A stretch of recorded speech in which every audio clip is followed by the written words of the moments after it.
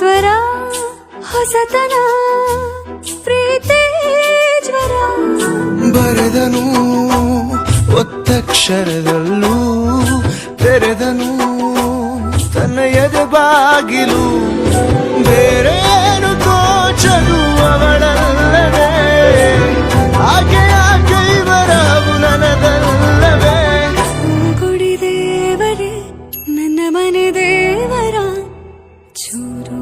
ತೂರು ಓಲೈಸು ಇವನು ಥರ ಅಲ್ಪ ಪ್ರಾಣ ಅವಳು ಥರ ಮಹಾಪ್ರಾಣ ಈ ಜೋಡಿ ಮಿಲನ ಸಮೀಕರಣ ವರ್ಣಮಾಲೆ ಕಾಗದದ ಮೇಲೆ